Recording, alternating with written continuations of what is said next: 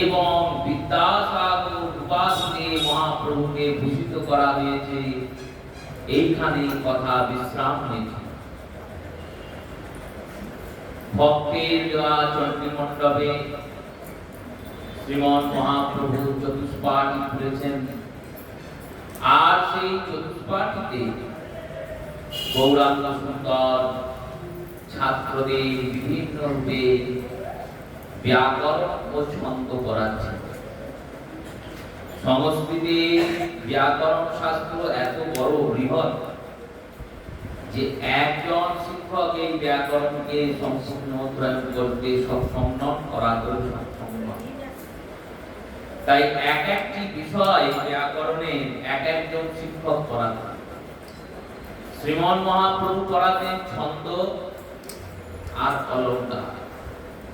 কোন স্থানে অলঙ্কারের প্রয়োগ হয়, কিভাবে হয়, কেন হয়, আর ছন্দের প্রয়োগ। এক একটি শ্লোক এক একটি ছন্দের মাধ্যমে বিরচন হয়। তো যেমন শ্রীমদ্ ভগবত গীতা অনুষ্ঠুপ ছন্দের রচনা, আর শ্রীমদ্ ভাগবত বৃহৎ ছন্দের রচনা। এক একটা ছন্দের এক একটি নিয়ম আছে। সেই নিয়ম অনুযায়ী কোন ছন্দ কিভাবে উচ্চারণ হবে, কারণ সংস্কৃত ভাষা এবং সংস্কৃত ভাষায় রচিত সমস্ত পুরাণাদিগণ শুধুমাত্র অধ্যয়নের জন্য আবিষ্কৃত বা উচ্চারিত হয়নি। এই গ্রন্থাদির উৎপত্তি বেদ আর বেদের মধ্যে সামবেদ সঙ্গীতময়, মন্ত্রের উচ্চারণ সঙ্গীতময়।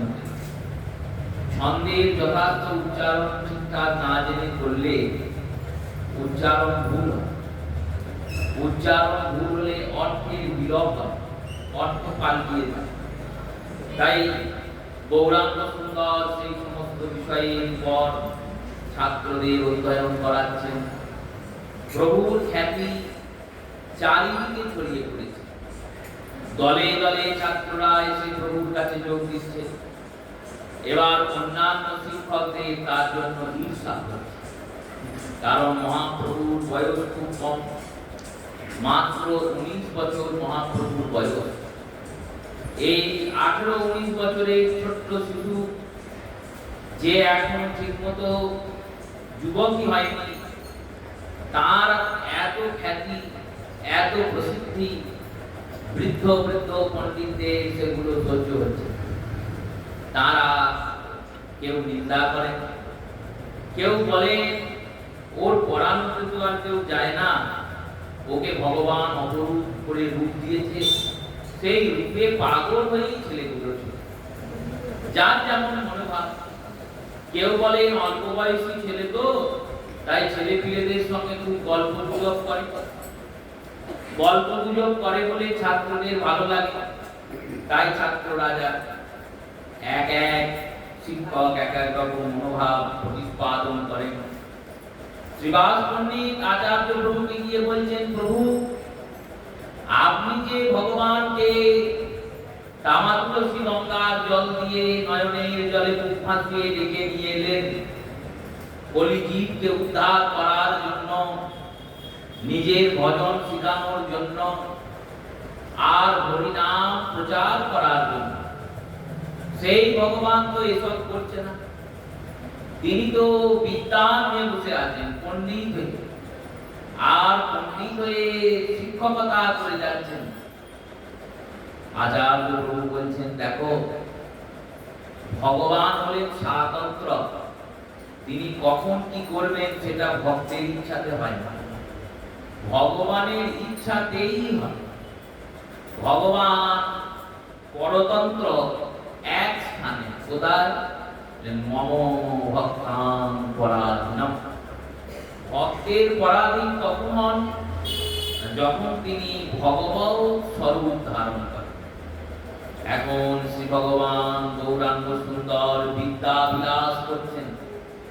নবদ্বীপের যে পণ্ডিতগণ প্রকাণ্ড জ্ঞান অর্জন করে জ্ঞানী হয়ে বসে আছেন, কিন্তু ভক্তির লেশ মাত্র নেই। সেই জ্ঞানীদের জ্ঞান অহংকার চূর্ণ করছে। কারণ জ্ঞান অহংকার চূর্ণ না হলে ভক্তির বিরাজ হবে না। শ্রীবাস বলছেন আমি ঠিক বুঝতে পারলাম না। তো দেখো, কুম্ভকার যখন কুম্ভ নির্মাণ করে, কুমোর যখন মাটির ঘড়া তৈরি করে, প্রথমে শুকনো মাটি ডেলাকে হাতুড়ি দিয়ে টুকে টুকে ভাঙে আর গুঁড়ো গুঁড়ো করে, এত শক্ত সেই ডেলা। তারপরে আবার তাকে জল দিয়ে ভিজিয়ে রেখে রেখে তাকে নরম করার পরে পায়ে করে খুব তারে ছাঁচে আর কাঁকড় বাছাই করে, তারপরে আচার মেরে মেরে তাকে আরো মোলায়েম করে, তারপরে চাকে নিয়ে গিয়ে বসায়, হাত দিয়ে কুম্ভকে তৈরি করে, তারপর তাকে রোদে পোড়ায়, যেটা ফেটে যায় সেটা বাতিল হয়ে যায়, যেটা সুরক্ষিত ঠিকঠাক থাকে তাকে আগুনে পোড়ানো হয়, তবে দিয়ে একটা ঘড়া হয়, যে ঘড়ার মধ্যে জল রাখলে জল আর ঘড়াকে গলাতে পারে না। যে জল মাটিকে স্পর্শ করলেই মাটি গলে যায়, সেই জল ওই পোড়া মাটিকে আর একটু গলাতে পারে না। তেমনি এই জীবের হৃদয়ে ভক্তিকে স্থাপনা করতে গেলে ওই জ্ঞানীদের জ্ঞান অহংকারকে আগে চূর্ণ করতে হবে। তারপর প্রভু নয়নের জল দিয়ে দেখাবেন কি করে কৃষ্ণ বলে কাঁদতে হয় আর কাঁদাতে হয়। আর কৃষ্ণ বলে কেঁদে কাঁদিয়ে ভক্তদের হৃদয়ের মাটিটাকে নরম করবেন। আর তারপর নগর পরিক্রমার চাকাতে ভক্তদের হৃদয় মাটিটাকে কুম্ভে পরিণত করবেন। আর এরপরে গৌর বিরহে ভক্তদের হৃদয়কে পুড়িয়ে কৃষ্ণ প্রেম ধরার মতো পাত্রে পরিণত করবেন। এই কারণেই মহাপ্রভু এই লীলাগুলো করে যাচ্ছে। যখন তারা গৌর বিরহে হা গৌর বলে কাঁদবে, তখন তারা উপলব্ধি করবে প্রেম কেমন হয় আর প্রেম কি করে পাওয়া যায়। কারণ যে গৌরাঙ্গের নাম লয় তার হয় প্রেমোদয়। এখন তো ভালোবেসে নাম নিচ্ছে, এই ভালোবেসে টাকাটার মধ্যে আটটি আছে, আকুলতা আছে, কিন্তু আকুলতা অনেক কম আছে। যখন গৌর অনেক দূরে চলে যাবে নীলাচলে, তখন ওই গৌর বলে যে ডাকটা হবে তার মধ্যে যে আকুলতা থাকবে, যতটা আকুল ভাবে ডাকবে তত তুমি প্রেম পাবে। এটাই নিয়ম। তাই মহাপ্রভুর লীলা বিলাস তুমি দর্শন করো, দেখবে ঠিক সময়ে প্রভু নিজ রূপ ধারণ করবেন। এই সমস্ত কথা শ্রীবাস পণ্ডিতের সঙ্গে অদ্বৈত আচার্য হরিদাস ঠাকুরের হচ্ছে। আর এইরূপেই গৌরাঙ্গ সুন্দরের লীলা বিহার চলছে। নবদ্বীপে এক পণ্ডিত এসে উপস্থিত হয়েছেন, তার নাম কেশব কাশ্মীর, কাশ্মীরি পণ্ডিত। কাশ্মীরে এখন যাবেন, গোটা কাশ্মীরে পণ্ডিত আর খুঁজে পাবেন না। কিন্তু কাশ্মীর ছিল হিন্দু পণ্ডিত ব্রাহ্মণদের বসবাসের জায়গা। ওটা সামান্য স্থান নয়, কশ্যপ ঋষির আশ্রম। শঙ্করাচার্য ওখানে গিয়ে মা দুর্গার দর্শন পেয়েছিলেন। ওইখানে বিবেকানন্দ গিয়ে বহু ঋষি মুনি তপস্বীদের দর্শন পেয়েছেন। সেই কাশ্মীর, কশ্যপ ঋষির আশ্রম বলে কাশ্মীর, শীতল পরিবেশ, সেখানে ধ্যান মনন যোগ অধ্যয়ন খুব সুন্দর। তাই ঋষিরা গিয়ে ওখানে তপবন করেছিল। তাদেরই বংশধর হচ্ছেন এই কাশ্মীরি পণ্ডিতগণ। কিন্তু পরবর্তীকালে আমাদের দেশের পরিস্থিতি এমন হয়ে গেছে, তাদের নিজের বাড়ি ঘর ছেড়ে দিয়ে এসে এখানে ওখানে ঘুরে বেড়াতে হচ্ছে। সেই গৌরাঙ্গ সুন্দরের সময়ে কেশব কাশ্মীর থেকে এসেছেন আর উত্তর ভারতকে জয় করেছেন। কাশীতে গিয়ে যত পণ্ডিত ছিল সমস্ত পণ্ডিতদের পরাজিত করেছে। এবার প্রশ্ন হতে পারে, বিদ্বান ব্যক্তি যারা হন, যারা অধ্যয়নাদি করেন, এই অধ্যয়নাদি করার পরে বিদ্বান ব্যক্তিরা এইরকম তর্ক করেন কেন? এই তর্ক তো আজকের নয়, এই তর্কের জন্ম হয়েছে বৈদিক যুগে। বৈদিক ছোট দর্শনের মধ্যে একটা দর্শনের নাম হলো মীমাংসা। এই মীমাংসা দুটি ভাগ, কর্ম মীমাংসা আর ব্রহ্ম মীমাংসা। কর্ম মীমাংসা জৈমিনী নামক ঋষি রচনা করেছেন, আর ব্রহ্ম মীমাংসা রচনা করেছেন স্বয়ং কৃষ্ণদ্বৈপায়ন বেদব্যাস। এই দুটো শাস্ত্রই তর্ক শাস্ত্র। তর্ক তাহলে করে কেন? তর্ক মানে তো ঝগড়া, বললেন না, তর্ক আর ঝগড়ার মধ্যে পার্থক্য আছে। কলহ মানে তর্ক ঝগড়া, আমার যা মুখে এলো আমি বললাম, তার যা মুখে এলো সে বলল, এই ঝগড়া হচ্ছে কলহ। কিন্তু যুক্তি দিয়ে শাস্ত্রের চিন্তনের জন্য অক্রোধ, যিনি বলছেন দুজনের মধ্যে কারোর মধ্যে ক্রোধ এলে হবে না, যুক্তি দিয়ে শাস্ত্রীয় সিদ্ধান্তে খণ্ডন মণ্ডন স্থাপন। খণ্ডন মানে হলো কাটা, মণ্ডন মানে হলো তাকে পুনরুদ্ধার করা, আর স্থাপন মানে হলো নিজের সিদ্ধান্তকে প্রতিস্থাপন করা। এই খণ্ডন মণ্ডন স্থাপন, এই তিনের আধারে যে বিশেষ পদ্ধতির মাধ্যমে জ্ঞান বিস্তার হয় তার নাম হচ্ছে তর্ক। আর এই তর্ক করেই পণ্ডিতের সঙ্গে পণ্ডিতের যে তর্ক, তাতে লাভ কার হয়? বললো যারা শোনে তাদের হয়, তারা অনেক কিছু পায়। যেমন দৃষ্টান্ত দিয়ে এখনো এই তর্কশাস্ত্র কিছুটা আমাদের দেশে থেকে আছে। কবির যে লড়াই হয়, কবিগান, সেটাও এক প্রকারের তর্ক। কবিগানে দুই কবিয়াল দেখবেন এর কথা ওর কথা বলছে, দুজনের কথা থেকে আমরা কিছু নতুন পাই।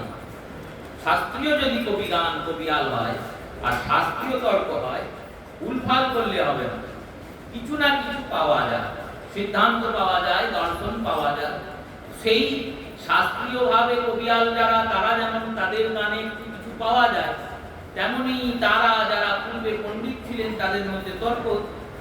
এবার প্রশ্ন হতে পারে যে পণ্ডিতদের খেয়ে দিয়ে কাজ নেই, ষাঁড়ের মতো ষাঁড় দেখলি যেমন ষাঁড় মোটাতে যায়, লড়াই করে, তেমন পণ্ডিতরাও এই পণ্ডিত ধরে আমার সঙ্গে তর্ক করো, ও বলতো আমার সঙ্গে তর্ক করো, এরকম কেন করে? এরকম করার কারণ আছে। দেবী সরস্বতী তিনি বেদে বলেছেন, যে ব্যক্তি বিদ্যা গ্রহণ করে সেই বিদ্যার বিতরণ করবে না, সেই ব্যক্তি অবশ্যই মৃত্যুর পর ব্রহ্ম রাক্ষস হবে। ব্রহ্ম রাক্ষস মানে বিরাট পণ্ডিত, কিন্তু একটাও ছাত্র নাই তার। তিনি কাউকে শেখালেন না, জানালেন না, বললেন না। কারণ বিদ্যা দান করলে জগতে যত বস্তু আছে সব বস্তু দান করলে ফুরিয়ে যায়, দান করলে কমে যায়। একমাত্র বিদ্যা এমন একটা বস্তু, যে বস্তু যত দান করবেন তত বেড়ে যায়। দেখুন, নালন্দা বলে একটি বিশ্ববিদ্যালয় ছিল, সেই বিশ্ববিদ্যালয়ে বহুজন পড়াশোনা। গোটা বিশ্বের প্রথম বিশ্ববিদ্যালয় ভারতবর্ষ তৈরি করেছে। না ব্রিটেনে তৈরি হয়েছে, না লন্ডনে তৈরি হয়েছে, না আমেরিকায় তৈরি হয়েছে, এখন তারা করছে তৈরি। কিন্তু গোটা বিশ্বের প্রথম বিশ্ববিদ্যালয় তক্ষশিলা, নালন্দা, এগুলো ভারতে তৈরি হয়েছে। তাহলে ভারতের সংস্কৃতি, ভারতের শিক্ষা কত উন্নত ছিল। সেই বিশ্ববিদ্যালয়কে জগন্নাথ আক্রমণ করলেন। আর গর্বের বিষয়, এই নালন্দা বিশ্ববিদ্যালয়ে যারা অধ্যাপনা করতেন, তার মধ্যে যিনি অধ্যক্ষ ছিলেন, প্রিন্সিপাল ছিলেন, তিনি ছিলেন বাংলার সন্তান।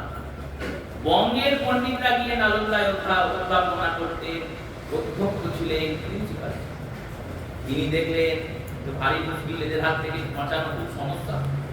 কারণ রাজারা সৈন্য পাঠাবে, ততক্ষণ এদের সৈন্য ঢুকে গেছে। তিনি করলেন কি, যত ছাত্র ছিলেন তাদেরকে সব পড়াতে শুরু করে দিলেন। পড়াতে পড়াতে পড়াতে পড়াতে সবাইকে কণ্ঠস্থ করে দিলেন। বললেন এইগুলো নিয়ে গিয়ে তোমরা প্রচার করো, প্রসার করো। নালন্দা বিশ্ববিদ্যালয়ে আক্রমণ করলো জবনেরা, আর আক্রমণ করে আগুন লাগিয়ে দিল। টানা 3 মাস সেই আগুন জ্বলেছিল। তাহলে কত গ্রন্থ ছিল চিন্তা করুন। যে আগুন 3 মাস জ্বলেছে, একদিন দুদিন নয়, এক সপ্তাহ দু সপ্তাহ নয়, 3 মাস 90 দিন ধরে ধুধু করে আগুন জ্বলেছে। তাহলে কত জ্ঞানের ভান্ডার আর গ্রন্থ ছিল, সেই সব গ্রন্থ পুড়িয়ে ছাই করে দিল। তারা বলছে ওই মূর্তি পূজকগণ এই গ্রন্থগুলো পড়েই কিছু উল্টো পাল্টা করে আমাদের থেকে ঠিক বেরিয়ে চলে যায়।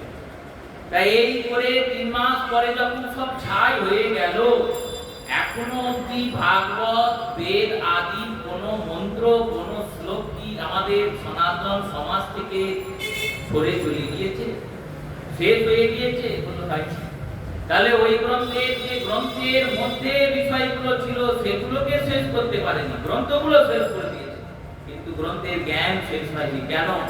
কি করে শেষ হয়? গ্রন্থ তো শুধু গ্রন্থ নয়, ওই গ্রন্থের সঙ্গে সঙ্গে প্রত্যেক ছাত্রের হৃদয়ে শিক্ষকরা এক একটি গ্রন্থকে প্রবেশ করিয়ে দিয়েছেন। মহাপ্রভু যেমন বলছেন চরিতামৃতে, বললেন দেখো এক ভাগবত হয় গ্রন্থ, আর ভাগবত হয় ভক্তি রসপাত্র। এক ভাগবত হয় শাস্ত্র, আর এক ভাগবত ভক্তি রসপাত্র। এই ভক্তি রসপাত্রকে তুমি কি করে শেষ করবে? ভাগবত পুড়িয়ে দিতে পারো, জলে ফেলে দিতে পারো, শেষ করে দিতে পারো, কিন্তু যারা জীবন্ত ভাগবত তাদেরকে তুমি শেষ করবে কি করে? ভাগবতের পুঁথি ছিল না, সেই পুঁথিও যে পুঁথি আমরা এখন অধ্যয়ন করি, রচনা করি বা পড়াশোনা করি, সেই পুঁথিও পরবর্তীকালে রচনা হয়েছে। বসে বসে লিখেছেন ভাগবত, সম্পূর্ণ 18,000 শ্লোক কণ্ঠস্থ পণ্ডিত এইরকম ভারতবর্ষে বহুজন ছিলেন। আজ থেকে 60-70 বছর আগে শ্রী রাধারমন জির সেবাই, গোপাল ভট্ট গোস্বামী সেবিত রাধারমন জির সেবাই, পুণ্ডরীক গোস্বামী পাদ, যিনি এখন হরিকথা সর্বত্র গোটা দেশ বিদেশ পৃথিবীতে প্রচার করে বেড়াচ্ছেন, পুণ্ডরীক গোস্বামী পাদের যিনি গুরুদেব এবং পিতামহ, সেই পিতামহ তিনি যখন যমুনায় স্নান করতে যেতেন, প্রত্যেক দিন শ্রীমদ্ ভাগবতের 10ম স্কন্ধের 1 অধ্যায় করে পাঠ করতেন। গোটা 10ম স্কন্ধটা কণ্ঠস্থ, আর এই 1 অধ্যায় পাঠ যখন যমুনায় করতেন, তখন যমুনার জল টপক টপক করে ফুটত। এইরকম লোক আছে এখনো ভারতে, তাই চন্দ্র সূর্য উঠছে, তাই আমরা কৃষ্ণ ভজন করতে পারছি। খারাপটা যেমন আছে, একটা হলেও ভালো না। সেই রূপে ব্রহ্মরাত হয়ে যায় বিদ্যার বিস্তার না করলে। তর্কের মাধ্যমে বিদ্যার বিস্তার হয়, আর বিদ্যার বিস্তার হয় বলেই সবাই তর্ক করতেন। পণ্ডিতগণের মধ্যে দিগ্বিজয় বসুক কাশ্মীর, তিনি কাশীর সবাইকে পরাভূত করে নবদ্বীপে প্রবেশ করেছেন। তিনি সরস্বতী সিদ্ধ, দেবী সরস্বতীকে প্রণাম পূজা ধ্যান করে দেবী সরস্বতীর বর পেয়েছেন। দেবী এনাকে আশীর্বাদ করেছেন, শোনো, জগতের কোনো মানুষ তোমাকে তর্কে পরাজিত করতে পারবে না, কোনো নরের কাছে তুমি পরাভূত হবে না। এই রকম সরস্বতীর বরপুত্র তিনি। সেই বরপুত্র এসে পৌঁছিয়েছেন নবদ্বীপে, আর নবদ্বীপে যেদিন থেকে এসেছে সেদিন থেকে অন্যান্য যারা শিক্ষক ছিলেন তারা ছাত্রদের বলেছেন, তোদের আর এখন পড়তে আসতে হবে না, তোরা ছুটি নিয়ে নে। শিক্ষকরা এক জায়গায় বসে বলছেন, শোনো ভাই, ভারী বিপদ, ও এসেছে মানেই তর্ক করবে। এবার আমরা যখনই চতুষ্পাঠী খুলে বলবো, আমাদের চতুষ্পাঠীতে এসে উপস্থিত হবে, আর উপস্থিত হয়ে আমাদের সঙ্গে তর্ক করতে শুরু করবে। আমরা তর্কে হেরে যাব, ছাত্রদের সামনে লজ্জিত হয়ে যাব। ছাত্ররা বলবে, আরে আমাদের শিক্ষক তিনি পড়াচ্ছেন, যে মাস্টার মশাইয়ের কাছে আমরা পড়ছি, তিনি নিজেই কিছু জানেন না, তা আমাদের কি পড়াবে? তার থেকে ভালো এক কাজ করো। কি কাজ? বলে এক কাজ করো, কয়েকদিন সব চতুষ্পাঠী বন্ধ করে দাও, ছাত্ররা মনের আনন্দে খেলাধুলো করে বেড়াক, আর আমরা বাড়িতে ঘুমিয়ে ঘুমিয়ে কাটিয়ে দিই। দিনের বেলায় কেউ বেরোবে না, সন্ধ্যে বেলায় বেরোবে, কারণ দিনের বেলায় এই কেশব কাশ্মীর ঘেরি দিয়ে দিয়ে বেড়াচ্ছেন। ঘেরি বলে একটা বাজনা হয়, আগে ঘেরি খুব প্রচলন ছিল, কিছু হলেই ঘেরি দেওয়া হতো। কারোর বাড়িতে হয়তো ভোজ ভাত আছে, সে গ্রাম 16 আনা ঢেকি দেবে, প্রত্যেক পাড়ায় গিয়ে ঢেকি দিত, বাপুদের বাড়িতে আজকে এই ভোজ, এই গ্রাম 16 আনা নিমন্ত্রণ, আজকে এই পাড়া যেন সবাই প্রসাদ পেতে যায়। এইরকম করে জানানো। সেই ঝেড়ি দিয়ে দিয়ে যাচ্ছে, ঝেড়িয়াওয়ালা ঝেড়ি দিচ্ছে, কেশব কাশ্মীর এসেছে, যদি কোনো বিদ্বান ব্রাহ্মণ থাকেন, বিদ্বান পণ্ডিত থাকেন, তাহলে ওনার সঙ্গে সাক্ষাৎ করুন আর তর্কে ওনাকে পরাভূত করুন। যদি পরাভূত করতে পারেন তাহলে উনি 100 স্বর্ণ মুদ্রা দান করবেন, আর যদি উনি জয়ী হন তাহলে তাম্রপত্রে, তামার পত্রে একবারে খোদাই করে লিখে দিতে হবে, আমি অমুক পণ্ডিত অমুক দেব সর্বণ কেশব কাশ্মীরের কাছে পরাজিত হলাম। এইরকম রেট দিয়ে দিয়ে বেড়াচ্ছে, শিক্ষকরা উদ্যোগ দিয়ে বেড়াচ্ছে। কিছু জন ভাবছেন তাহলে কি নবদ্বীপের মুখ থাকবে না? এইরকম যদি চলতে থাকে, সবাই যদি কেশব কাশ্মীরের সঙ্গে কেউ তর্কশাস্ত্রে না যায়, তাহলে কেশব কাশ্মীর তো এটাই দিয়ে বলবে নবদ্বীপে সবাই বড় বড় বড় পণ্ডিত আছে, কই দেখতে তো পেলাম না কোনো পণ্ডিত, কারণ কেউ সামনেই এলো। যেমন ক্ষত্রিয়রা যদি যুদ্ধের আহ্বান পায়, ক্ষত্রিয়দের সঙ্গে সঙ্গেই যুদ্ধ করতে বেরোনো উচিত, তবেই তো সে বীর। ক্ষত্রিয়ের যুদ্ধের আহ্বানে যদি ক্ষত্রিয় না সাড়া দেয় তাহলে সে যেমন কাপুরুষ, তেমনি তর্কের আহ্বানে যদি কোনো পণ্ডিত শাস্ত্রার্থ করতে না বসে তাহলে সে ব্যক্তিরও বিদ্যা নিয়ে কোনো বিদ্যা গ্রহণ করে কোনো লাভ হয় না। এইরকম পরিস্থিতি মহাপ্রভু নিজের আনন্দে তিনি কিন্তু চতুষ্পাঠী বন্ধ করেননি, তিনি যেমন পড়ান তেমন পড়াচ্ছেন মনের আনন্দে। আর কিছু কিছু জন বলছেন এক কাজ করলে হয় না, বলো কি কাজ? নিমাই পণ্ডিতকে তো সবাই বলে বিরাট পণ্ডিত বিদ্যাসাগর, ওর সঙ্গে একে মিলিয়ে দিলে হয় না, তাহলে কি হবে? দেখো যদি নিমাই জয়ী হয়, যেটা হতে পারবে না, কারণ এত বড় বড় পণ্ডিত জয়ী হতে পারবে, হোক করে জয়ী হবে। যদি জয়ী হয় তাহলে নবদ্বীপের মুখ থাকবে, যদি জয়ী না হয় তাও লোকে তো বলবে যে যাক একটা লোক তো তর্ক করতে গিয়েছিল, আর পরাজিত হলে কিন্তু আমাদের খুব লাভ হবে। কি লাভ হলো? আমরা বলবো দেখো নিমাই পণ্ডিত হেরে গিয়েছে, তাহলে ও বেটা কিছুই জানে না, ছাত্রগুলো সব চলে আসলো আমাদের কাছে, ওর টোলটাও বন্ধ হয়ে যাবে, ও না খেয়ে মরবে। এইরকম মনোভাব তো মানুষের মধ্যে ঈর্ষা দোষটা এমন, আমার হচ্ছে হোক তাতে আমার আনন্দ নেই, আমার পাশের বাড়ির লোকের কেন বেশি হচ্ছে এতে আমার কষ্ট বেশি। মহাদেবের কাছে এক ব্রাহ্মণ গিয়ে তপস্যা করেছেন, বর চেয়েছেন, মহাদেব তুষ্ট হয়েছেন, বলেছেন কি বর চাও বলো। ব্রাহ্মণ বলছে আমার তো তপস্যা করার ইচ্ছা ছিল না, বউ বলেছিল তাই এসেছি। বউ বলেই দিয়েছিল আমার অনেক বাসনা, আপনি এক কাজ করুন আমাকে 3টে বর দিন। মহাদেব বললেন আমার অত সময় আছে 3টে বর দেবো তোমার? 3টে বেল দিলেন, আর 3টে বেল দিয়ে বললেন এই বেল 3টে নিয়ে যাও, একটা করে বেল ফাটাবে, যা চাইবে তাই পাবে, কিন্তু সাবধান তোমার যা হবে তোমার প্রতিবেশীর দ্বিগুণ হবে। এবার এসেছে, এসে প্রথম বেলটা ফাটিয়েছে, আর প্রথম বেলটা ফাটিয়ে বউ বলছে আমার যেন একটা বিরাট অট্টালিকা রাজপ্রাসাদের মতো বাড়ি। মহাদেবের বর বলে দিয়েছে বিশাল বাড়ি রাজপ্রাসাদের। এবার বাড়িতে গৃহপ্রবেশ দেবে বলে নেমন্তন্ন করতে বেরিয়েছে, বাড়ি হয়েছে গৃহপ্রবেশ দিতে হবে। কেন বললো? বাড়িটা সবাইকে দেখাতে হবে, তবে তো আমার মনে আনন্দ হবে, সবাই এসে বলবে আহ কি সুন্দর বাড়ি করেছে। সেই যুগে গিয়ে প্রত্যেককে দেখাতে যাচ্ছেন, যার বাড়িতে যাচ্ছেন তারা বলছে আমাদের ডবল গৃহপ্রবেশ, কারণ আমাদের 2টো করে বাড়ি হয়েছে, তোমাদের একটা করে হয়েছে, রাতারাতি আমাদের 2টো করে হয়েছে। আবার এসেছেন, আবার একটা বেল ফাটিয়েছেন, বলেছেন গোটা গা ভর্তি গয়না, এর যা গয়না হয়েছে প্রতিবেশীদের আবার দ্বিগুণ হয়েছে, কারণ তাই তো হবে, এর যা হবে দ্বিগুণ হবে। এবার তৃতীয় বেলটা ব্রাহ্মণ বলছে তুমি আর ফাটিও না, আমি ফাটাইলাম। দিয়ে ব্রাহ্মণ তৃতীয় বেলটা নিয়ে ফাটিয়ে বলছেন আমার যেন একটা চোখে কানা, আমার যেন একটা চোখ এখনই ফুটে যায়, আমি যেন কানা হয়ে যাই এক চোখে।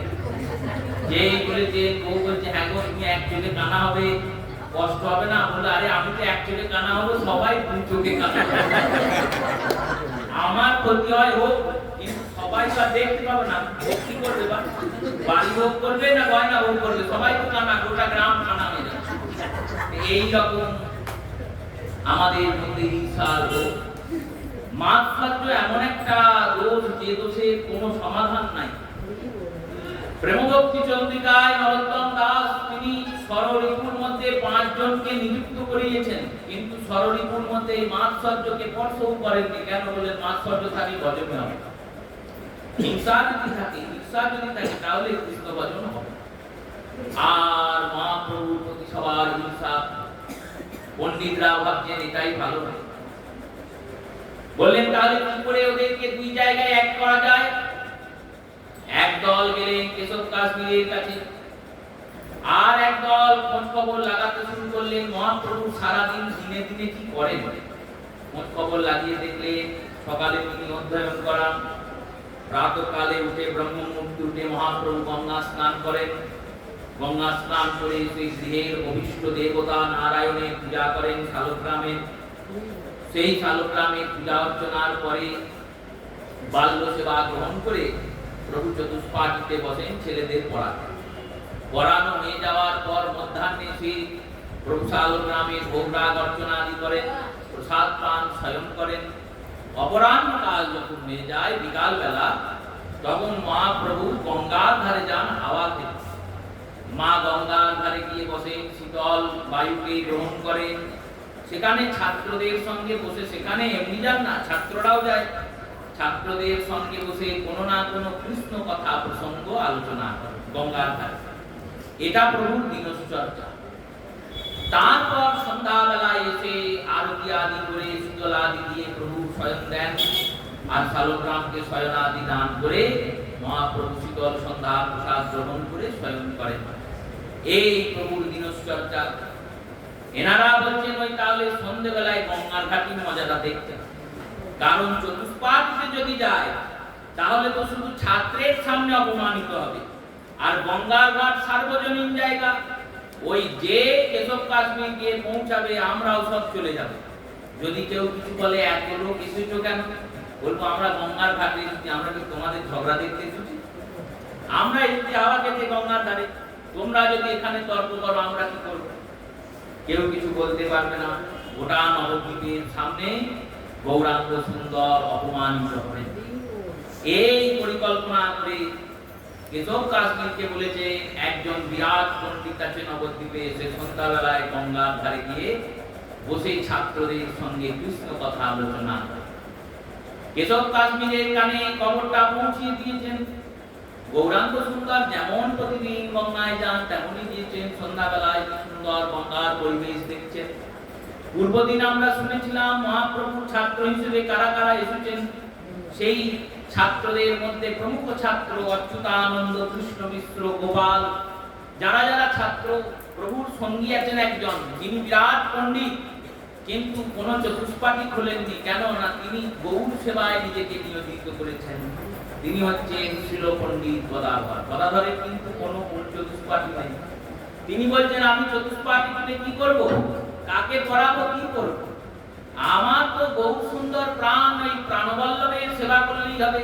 তাই মহাপ্রভু যখন চতুষ্পাটিতে পড়াতে বসেন, গদাধর প্রতিদিন এসে উপস্থিত হন। সন্ধ্যাবেলায় যখন গৌর সুন্দর অপরাহ্ন কালে গিয়ে গঙ্গার ধারে বসেন, তখন গদাধর এসে উপস্থিত হন। সেই গদাধর আর তার সঙ্গে প্রভুর যারা সঙ্গী সাথী আছেন, রঘুনাথ, শিরোমণি আদিজন, তারাও সন্ধ্যাবেলায় গিয়ে মহাপ্রভুর মুখে কৃষ্ণ কথা শোনেন গঙ্গার। এই প্রভুর সব ভক্ত শিষ্যদের নিয়ে বসে আছেন। আর অকস্মাৎ সেখানে কেশব কাশ্মীর তার সঙ্গীদের নিয়ে, সেবকদের নিয়ে, ভৃত্যদের নিয়ে উপস্থিত হয়েছে। ছত্র মাথায় দিয়ে পণ্ডিতরা যেমন যেত, পণ্ডিতদের যাওয়ার একটা নিয়ম ছিল। যারা পণ্ডিত হতো না, তাদের জন্য রাজারা একজন ছত্রধারককে নিযুক্ত করে রাখতো, যে বিরাট তালপাতার ছাতা, সেই তালপাতার ছাতা মাথায় দিয়ে পণ্ডিতরা যেতেন। কোথাও গেলে ছাতা মাথায় দিয়েই যাবে। লোকেরা বুঝতে পারবে দূর থেকে যে ইনি কোনো বিশিষ্ট ব্যক্তি আসছেন। সেই রূপে ছত্র মাথায় দিয়ে মহাপ্রভুর সামনে গিয়ে উপস্থিত হয়েছেন। কাশীর রাজা কেশব কাশ্মীরের মাথায় স্বর্ণছত্র দান করেছেন। সবার তো তালপাতার ছাতা মাথায় দিয়ে যাওয়া আসা করে, কেশব কাশ্মীরের মাথায় সোনার ছাতা কাশীর রাজা দিয়েছে, কাশীর পণ্ডিতদের পরাজিত করেছেন বলে। সেই স্বর্ণছত্র নিয়ে কেশব কাশ্মীর গিয়ে উপস্থিত হয়েছেন গঙ্গার তীরে।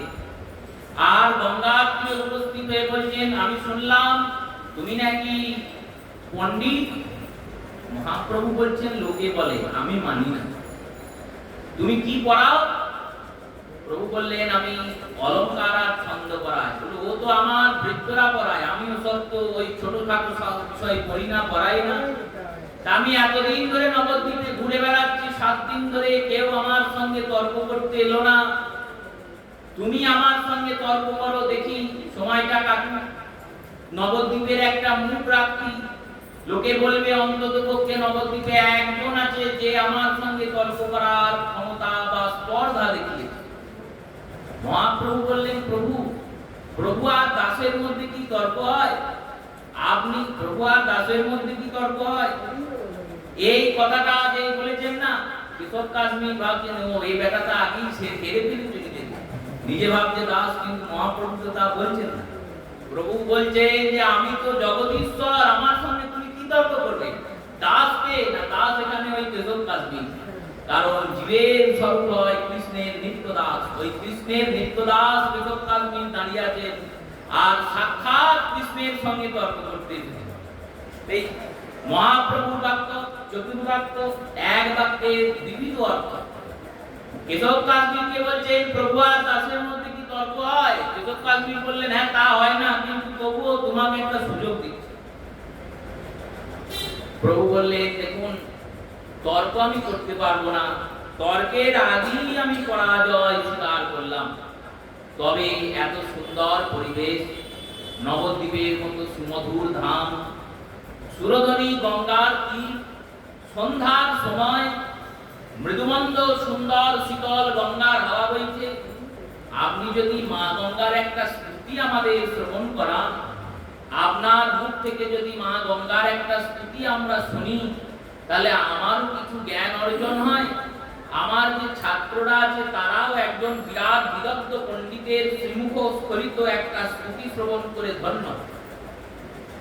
কেশব কাশ্মীর বললেন, আমি কিন্তু পোকা জিনিস বলবো না।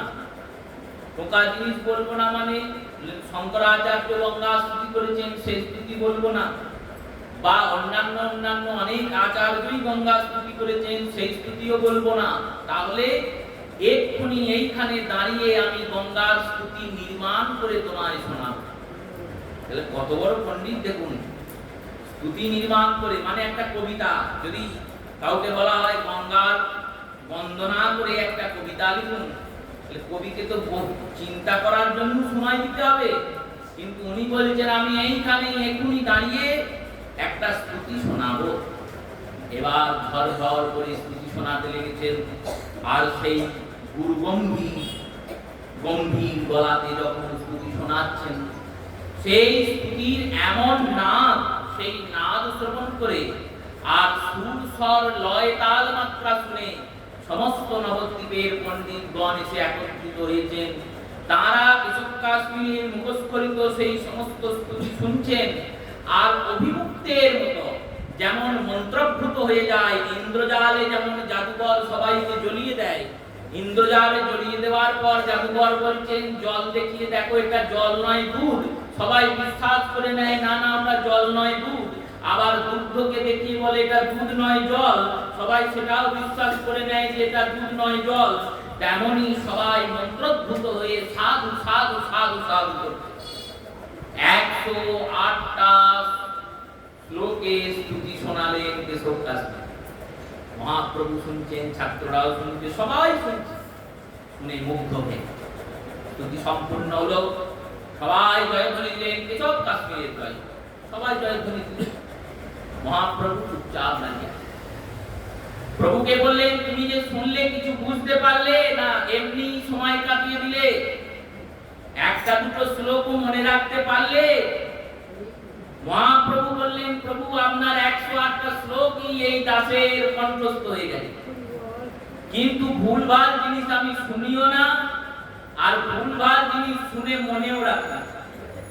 এই কথা যেই বলেছে কেশব কাশ্মীর প্রচন্ড রেগে গেছে। ভুলভাল জিনিস মানে আমি ভুলভাল বলেছি? বললেন অবশ্যই বলেছেন। কোথায় ভুল বলেছি বলো? কোন শ্লোকে? কিসের ভুল? প্রভু বললেন, দেখুন আপনি যে শ্লোকগুলো বলেছেন, 108টা যে শ্লোক বলেছেন, তার মধ্যে 50 নম্বর যে শ্লোক বলেছেন, দেখুন তাহলে ইনি তো বলে গিয়েছেন 100টা শ্লোক, একটা দুটো নয়। যদি 108টা নাম কৃষ্ণের উচ্চারণ করা হয়, তার মধ্যে যদি একটা ভুল থাকে, এক জায়গায় হয়তো ভুল উচ্চারণ কেউ করেছে, সেটা ধরতে পারা কি অত সহজ? কিন্তু প্রভু কৃপা, প্রভুর লীলা বিলাস দেখুন। মহাপ্রভু বলছেন ওই 108টা শ্লোকের মাঝখানে 50 নম্বর যে শ্লোকটি, সেই শ্লোকে 5খানা ভুল আছে। সবার সামনে বলেছে, উনি দেখছেন এত লোকের সামনে, এত পণ্ডিতদের সামনে আমাকে বলছে 5খানা ভুল। আরে ভুল তো অনেক দূরের কথা, তুমি শ্লোকটাই বলতে পারবে না, 50 নম্বর শ্লোকটা কি বলেছে। কেশব কাশ্মীরও হয়তো বলতে পারবেন না, কারণ তিনি তো একটা ভাবের বেগে বলে গিয়েছেন ঝরঝর করে। 50 নম্বর শ্লোকে উনি কি বলেছেন কি করে বলবেন? এটা তো স্বরচিত স্তোত্র, এটা তো কারুর লিখিত, কারুর বর্ণিত স্তোত্র নয় যে গ্রন্থ থেকে মেলানো যাবে, স্বরচিত। তখন তো রেকর্ডার ছিল না যে রেকর্ড করে রাখা হবে, তখন কোনো বিরাট অধিকার ছিলেন না যে বলবেন আর লিখে ফেলবেন 108টা শ্লোক। কেশব কাশ্মীরের হয়তো মনে নেই, কিন্তু মহাপ্রভু বলছেন 50 নম্বর শ্লোক ভুল বলেছেন। কি বলেছি বলো? বললেন আগে শ্লোকটা শুনে নেন। বললেন বেশ বলো। প্রভু বললেন আপনি বলেছেন মহাত্মায়ং গঙ্গায়ং শাস্যতম নিদতম ভাতিহি নীতারমোজদয়ো বিষ্ণু চরণ কমলো উদপতি সুভগা দ্বিতীয়া শ্রীলক্ষ্মী রিভুসুরনাগরো যস্যা চরণ ভবানী ভরতুয়াসি রসি বিশ্বং অদ্ভুত গুণা। এই শ্লোকটিতে 5টা দোষ আছে। 5খানা দোষ। বললেন হ্যাঁ, যদি আপনি বলেন তাহলে আমি দোষগুলো আপনার সামনে তুলে ধরতে পারি। প্রভু এই কথা শুনে কেশব কাশ্মীর বললেন, একটা দোষ খুঁজে পাওয়া মুশকিল আমার রচনায়। সরস্বতীর রচনা ভুল হয়ে যেতে পারে, এত বড় কথা বলছেন, তাহলে অহংকার কোথায় নিয়ে যায় দেখুন। যে সরস্বতী তাকে বর দিয়েছেন, বলছেন সরস্বতীর রচনা ভুল হতে পারে, আমার রচনায় কোনো ভুল না। মহাপ্রভু বললেন না প্রভু, 5খানা ভুল আছে আপনার এই রচনায়। বেশ শুনি 5খানা ভুল কি কি, 5খানা দোষ। দেখুন, প্রথম যে দোষ আপনি করেছেন, সেই প্রথম দোষের নাম অভীষ্ট বিধ্বংস দোষ। কি দোষ? অভীষ্ট বিধ্বংস দোষ। শ্লোকটার যে প্রত্যেক যে 108টার মধ্যে 50 নম্বর শ্লোকটার অর্থ যেটা বলা হলো, এর অর্থ হচ্ছে গঙ্গার মাহাত্ম্য নিত্য শাশ্বত বিরাজিত, কারণ ইনি ভগবান বিষ্ণুর চরণ থেকে উৎপত্ত এবং জগৎ পবিত্রকারী। এটা প্রথম লাইনটার মানে। আর দ্বিতীয় লাইনটার মানে হচ্ছে লক্ষ্মী দেবীর সমান ইনি শ্রী দানকারী, সুরগণের অর্চিত মানে দেবতাদের অর্চিত, আর স্বয়ং মহাদেব যিনি ভবানীর কর্তা, সেই মহাদেব এনাকে শিরে ধারণ করেন এনার অদ্ভুত গুণ জেনে। গঙ্গার অদ্ভুত গুণ দর্শন করে মহাদেব এনাকে শিরে ধারণ করেন। সবকটাই মোটামুটি আমাদের ঠিক লাগবে, কিন্তু প্রত্যেক জায়গাতেই দোষ আছে। প্রথম দোষের নাম অভীষ্ট বিধ্বংস দোষ। এই দোষটি কেমন? বললেন যেটা কর্তৃকারক তাকে আগে বলতে হয়, আর কর্তৃকারকের পরে কর্মকারক বলে। যেমন ধরুন আমি ভাত খাবো, এখানে আমিটা আগে বলবে, ভাতটা পরে, তারপর খাবো গিয়ে পরে বসবে ক্রিয়াপদ। ইংরেজির ক্ষেত্রেও এই শব্দটা যখন ইংলিশ ট্রান্সলেশন হবে তখন আইটা প্রথমে বসবে, কিন্তু যদি খাবো আমি ভাত বলি তাহলে শব্দটা দাঁড়াবে না। দাঁড়াবে কি? ঠিক উচ্চারণ হচ্ছে না। আমিটা কর্তার সাথে শেষে পাঠিয়ে দিলে তো হবে না। তো সেই রূপে এখানে যে কর্তৃকারক সেই কর্তৃকারকটা কি বললেন? কর্তৃকারক হলো গঙ্গা। কারণ মাহাত্ম্যটা কার বলছেন? হলো গঙ্গার বলছেন। কিন্তু আপনি শুরু করেছেন মাহাত্মায়ং গঙ্গায়ং, মাহাত্ম্য গঙ্গার বর্ণনা করছি, গঙ্গার মাহাত্ম্য বর্ণনা করছি বললেন না, বললেন মাহাত্ম্য গঙ্গার বর্ণনা করছি। তাহলে ভুল হয়ে গেল। মাহাত্ম্য গঙ্গার বর্ণনা করছি, এটা তো শব্দ দাঁড়ালো না। সবাই চিন্তা করছেন, ঠিকই তো বলছেন। এতক্ষণ কিন্তু কেউ চিন্তা করেনি, এবার চিন্তা করছে। কারণ প্রভু দেখাচ্ছেন তো দর্পণগুলি একটি একটি দোষগুলি। কেশব কাশ্মীর বললেন হয়তো তাড়াতাড়ি বলেছি বলে ভুল হয়ে যেতে পারে, কিন্তু আর চারটে দোষ আমার রচনায় থাকবে না। আমার রচনাতে আর দ্বিতীয় দোষ থাকতে পারে না। প্রভু বললেন দ্বিতীয় দোষও আছে। প্রভু বললেন দ্বিতীয় দোষ কি? না, দ্বিতীয় দোষ হচ্ছে অজ্ঞাত বস্তুকে জ্ঞাত করা হয়েছে আর জ্ঞাত বস্তুকে অজ্ঞাত করা হয়েছে। জ্ঞাতকে অজ্ঞাত, জ্ঞাতকে অজ্ঞাত মানে দেখুন, এই যে আপনি শ্লোকের দ্বিতীয় অংশে বলেছেন দ্বিতীয়া শ্রীলক্ষ্মী রিভুসুর নাগরো, এই দ্বিতীয়া শ্রীলক্ষ্মী মানে গঙ্গা দেবী দ্বিতীয় লক্ষ্মীর মতো।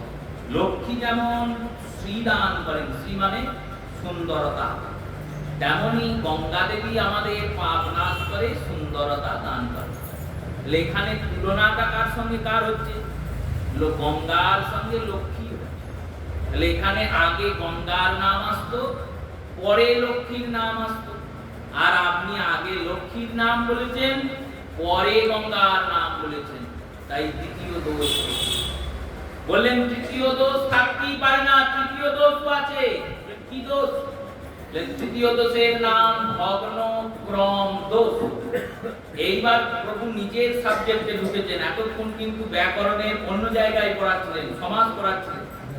এবার মহাপ্রভু যে দুটো বিষয় পড়ান, অলঙ্কার আর ছন্দ, এই ছন্দের মধ্যে মহাপ্রভু ঢুকেছেন। বললেন ভগ্নক্রম হয়েছে। ভগ্নক্রম মানে ভগ্নক্রম মানে অনুপ্রাস ঠিক হয়নি।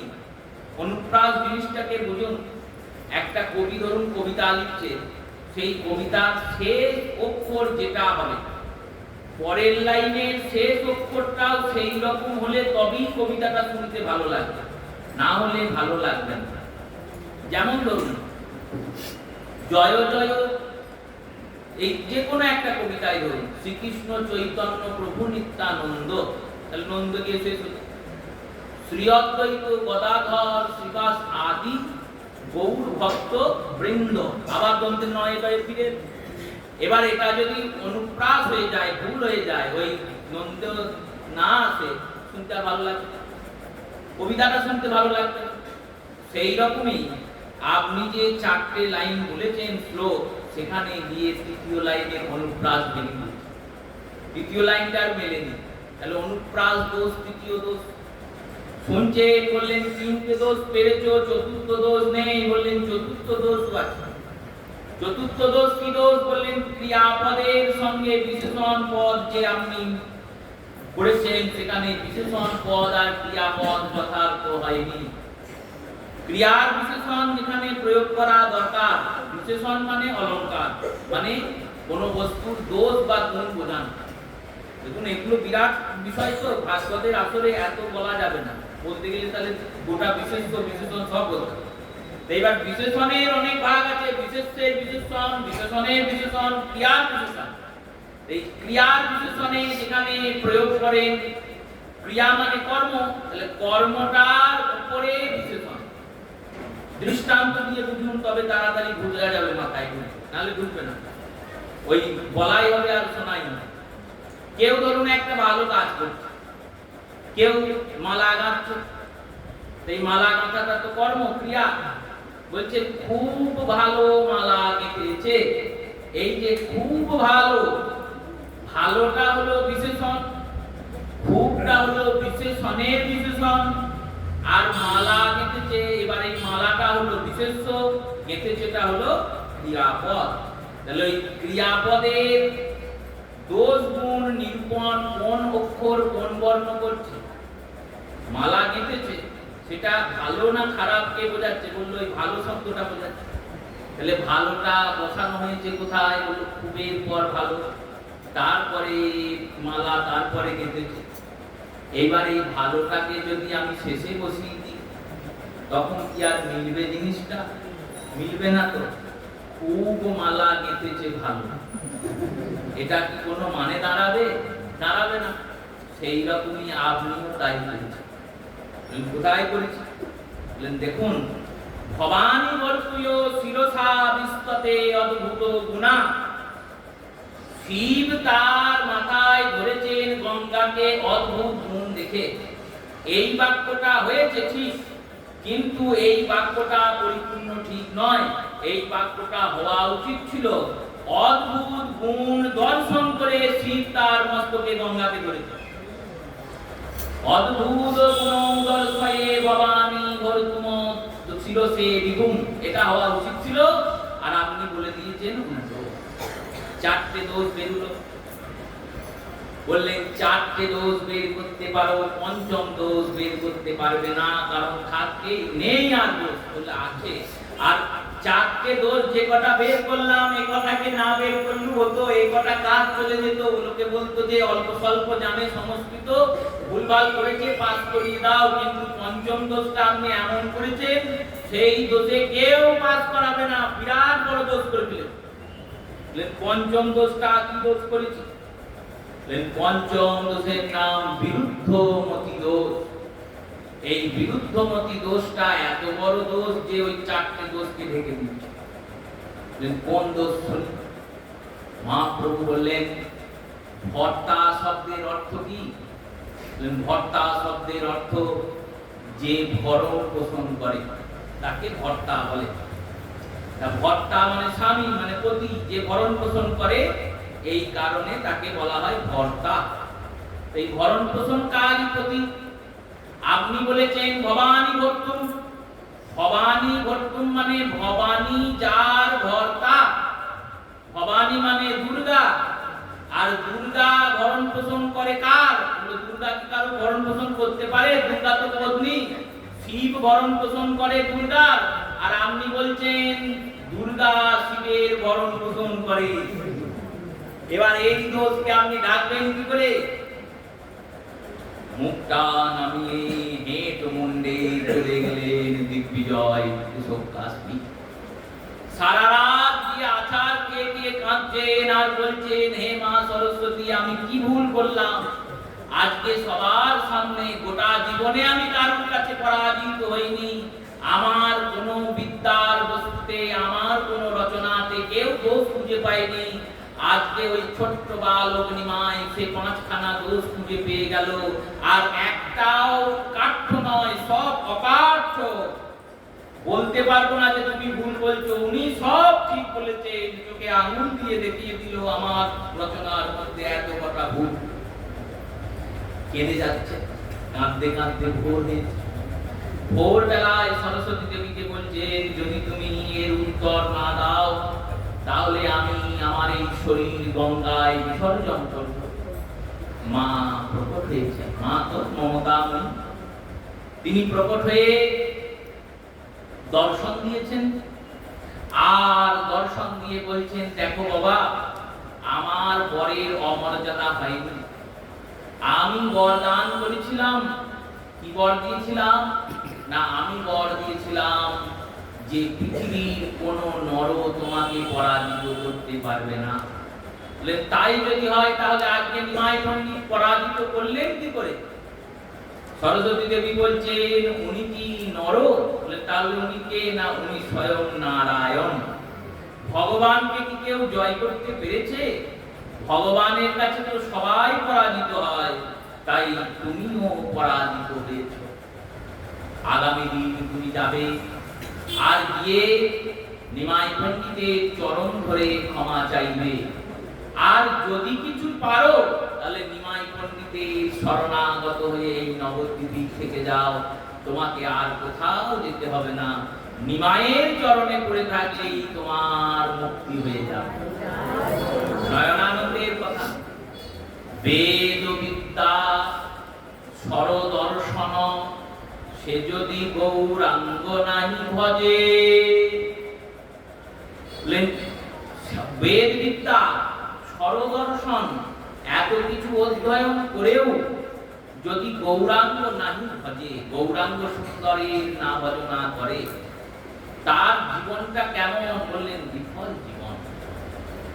এই বেদ বিদ্যা স্বরদর্শন পেয়েও গৌর ভজলেন না, সেই ব্যক্তি কেমন জানেন? বলল কেমন না, মিছে তার অধ্যয়ন লোচন বিহীন জন, অন্ধের দর্পণের কিবা কাজে। অন্ধ ব্যক্তি দর্পণ নিয়ে কি করবে? সে তো দেখতেই পায় না। তেমনি সব জানলাম, সব শিখলাম, কিন্তু গৌর জানলাম না, গৌরকে ভজলাম না, সব কিছুই আমার জলাঞ্জলি গেল। আর বেদ বিদ্যা কিছু নাহি জানত, সে যদি গৌরাঙ্গ করে সার, নয়নানন্দেতে ভনে সেই তো সকলই জানে, সর্বসিদ্ধি করতালে তা। যদি গৌর ভজতে পারো, গৌর বলতে পারো, তাহলে তোমার সব হয়ে যাবে। এই শিখিয়ে দিলেন মা সরস্বতী বিনা পানি। এসব কাশ্মীর পরের দিন সকালে গিয়ে প্রভুর চরণে লুটিয়ে পড়লেন। প্রভু বললেন, কি করছেন? আমার যে পাপ হবে, অপরাধ হবে, নরকে যেতে হবে, আপনি এত বড় মানুষ, এত বিদ্বান, এত বড় পণ্ডিত। প্রভুকে বলছেন, আর আমার সঙ্গে রসিকতা করেন না। আজ থেকে আমি আপনার অনুগত হয়ে গেলাম, আমি এই নবদ্বীপেই থাকবো, কোথাও যাব না, আপনার চরণকেই সার করলাম। এই রূপে প্রভুর বিদ্যা বিলাস চলছে। বনমালী আচার্য নামক একজন মহাপ্রভুর পরিকর, তিনি সতীমায়ের কাছে খবর নিয়ে এলেন। বল্লভ বাটিকাতে বল্লভাচার্যের একজন কন্যা আছে, তার নাম লক্ষ্মী প্রিয়া। অপরূপ সুন্দরী, সুমতি, সরসী। এই সরসী কন্যাকে যদি আমাদের নিমাই পণ্ডিতের সঙ্গে বিয়ে দেওয়া হয়, তাহলে সাক্ষাৎ বৈকুণ্ঠের লক্ষ্মী নারায়ণকে নবদ্বীপের লোকেরা চোখ দ্বারা, এই জড়চক্ষু দিয়ে দেখে। সত্যি তো তাই, স্বয়ং ভগবান গৌর সুন্দর নারায়ণ আর লক্ষ্মী প্রিয়া স্বয়ং লক্ষ্মী দেবী। প্রভুর তো দুজন পত্নী, লক্ষ্মী প্রিয়া আর বিষ্ণু প্রিয়া। এই লক্ষ্মী প্রিয়া আর বিষ্ণু প্রিয়াকে একজন হলেন শ্রীদেবী, শ্রী মানে মা লক্ষ্মী, আর একজন হলেন ভূদেবী, ভূদেবী মানে পৃথিবী। এই বিষ্ণুপ্রিয়া দেবী হচ্ছেন ভূদেবী। ভূদেবীর মধ্যে অটুট অসহ্য সহ্য শক্তি আছে। ভূদেবী গৌর বিরহ, কৃষ্ণ বিরহ সহ্য করতে পারে, কারণ ভগবান তো পৃথিবীতে সবসময় আসেন না, কিছুদিন আসেন, কিছুদিন পরে তো চলে যান। পৃথিবীতে কৃষ্ণ বিরহী থাকবে। আর লক্ষ্মী প্রিয়া স্বয়ং লক্ষ্মী, তিনি বিন্দু মুহূর্ত কাল কৃষ্ণ বিরহ সহ্য করতে পারেন না। তাই স্ত্রী আর ভূ, লক্ষ্মীরই দুই বিলাস। আর আরো সুন্দর করে বোঝার প্রচেষ্টা করুন। যেমন অর্থ মানে শুধুমাত্র টাকা পয়সা নয়, জমিটাও তো অর্থ। তাহলে অর্থের যে জমি, সেই জমি রূপে ধান্য লক্ষ্মী রূপে বিষ্ণুপ্রিয়া, আর মুদ্রা লক্ষ্মী রূপে লক্ষ্মী প্রিয়া। দুই অর্থ, শ্রীদেবী আর ভূদেবী। এই রূপে লক্ষ্মী প্রিয়া দেবীর সঙ্গে মহাপ্রভুর বিবাহ, মহা ধুমধাম করে বিয়ে দিলেন সতীমাতা ঈশাননাগর। এবার সবাই বিয়ে শাদী দেওয়ার পরে লক্ষ্মী প্রিয়া দেবীর সঙ্গে প্রভুর সুন্দর সংসার চলছে। সতীমায়ের হাতে হাতে লক্ষ্মী প্রিয়া সমস্ত কর্ম করেন। প্রভু প্রতিদিন 10-12 জন করে ব্রাহ্মণ বৈষ্ণবকে নিয়ে আসেন, তাদের সেবা করানো হয়। এই রূপে চলছে সংসার মনের আনন্দে। প্রত্যেক কর্মে মহাপ্রভুর সঙ্গে সহধর্মিনীর মতো কর্ম করে যান। এই করতে করতে হঠাৎ সচিমাতা বললেন, দেখো নিমাই, অর্থের যোগান যদি সংসারে ঠিকঠাক না থাকে, তাহলে সুখ ঠিকঠাক থাকে। প্রভু বললেন, দেখো মা, অর্থ তো অনর্থকেও সঙ্গে নিয়ে আসে। এই অনর্থকে তুমি সামলাবে কি করে? কৃষ্ণ ভজন করে যে পরিমাণে অর্থ পাওয়া যায়, তার থেকে অধিক আশা করা উচিত নয়, কারণ অতীতেই সব শেষ হবে। অতি মানে অতিদানিশ্চ হত কর্ণ অতিমানিশ্চ কৌরবা অতি দর্পে হত লঙ্কা অতীতে সর্বম হত। অতি জিনিসটাই খারাপ। বৃষ্টি ভালো, অতি বৃষ্টি কি ভালো? একদিন দুদিন তিন দিন বৃষ্টি হলে ঠিক আছে, যদি এক মাস দু মাস ধরে বৃষ্টি হয় কি হবে? এগুলো মানুষ আর সহ্য করতে পারছে না। গরম আসেনি, শীতকালে মানুষ ভাবছে কবে একটু রোদ উঠলে গরম হবে, গরমই ভালো বাবা, গরমে কত সুন্দর থাকা হয়। এবার অতি গরম যখন হয় তখন কি অবস্থা হয়? শীতকালেও তাই, অতি শীত যখন হয় যেটাই অতি হবে সেটাতেই কষ্ট। তাই অতি অর্থ এলে কি হয় জানো মা? কি হয় দেখুন, মহাপ্রভুর কথাটা এখন কি সুন্দর মিলছে দেখুন, এই কলিযুগে এসে একবারে মিলে যাচ্ছে। প্রভু বলছেন, চৈতন্য ভাগবতের রচয়িতা বৃন্দাবন দাস ঠাকুর লিখছেন, অতি যখন অধিক অর্থ হয় কি হয় জানো? কি হয়?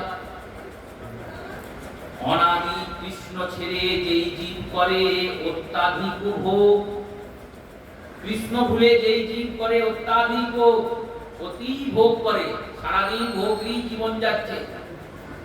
কৃষ্ণ দয়াময় তারে দেন এক রোগ। কৃষ্ণ তাকে কি করেন বলে একটা রোগ দিতেন।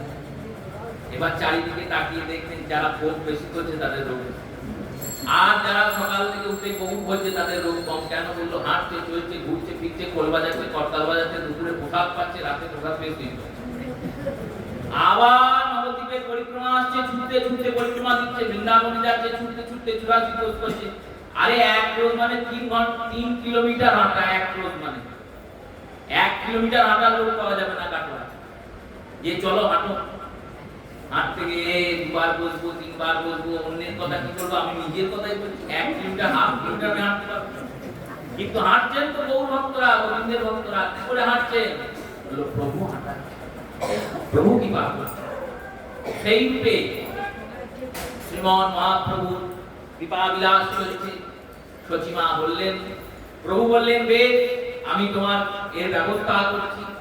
পূর্ববঙ্গে প্রভু গেলেন ছাত্র খুঁজতে, ছাত্রদের নিয়ে। পূর্ববঙ্গে যাওয়ার দুটো কারণ, এক হচ্ছে ছাত্র খুঁজবেন, ছাত্র গ্রহণ করবেন, আর দ্বিতীয় কারণ হচ্ছে পিতামহ আর দেহে নেই। মহাপ্রভু পিতামহের নাম হচ্ছে উপেন্দ্র মিশ্র।